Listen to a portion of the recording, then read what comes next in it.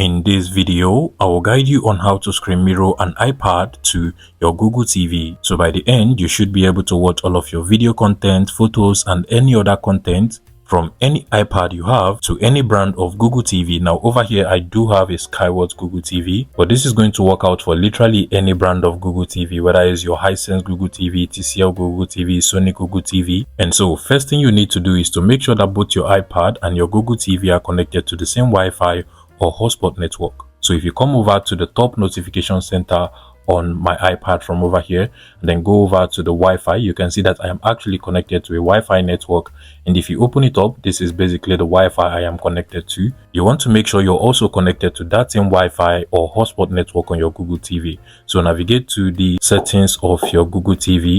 You want to scroll down to network and internet settings from over here, and then just make sure that your Google TV is also connected to that same Wi-Fi or hotspot network. You can see mine is also connected from over here. Once you do this, you also want to make sure you turn on Apple AirPlay on your Google TV. Now for some high-end and expensive Google TVs, the Apple AirPlay feature is already built into your Google TV. So you just have to find it either from the network settings or connectivity settings of your Google TV. But for most Google TVs, you will not be able to find the Apple AirPlay feature. And an alternative solution is for us to use a third-party app to serve as our Apple AirPlay. So what you want to do basically would be for you to go over to the app section of your Google TV, scroll down to this search input field over here, and then you want to search for AirScreen. Keep in mind that this AirScreen app is one of so many applications you can still use as the Apple AirPlay feature on your Google TV. This is the one I use the most, but if this one does not work out for you, you can as well try any other AirPlay app from the App Store of your Google TV. Once you search for AirPlay, you're going to see tons of applications that also do the same thing. In my case, I'll just go with the AirScreen app from over here, select on the AirScreen app from over here,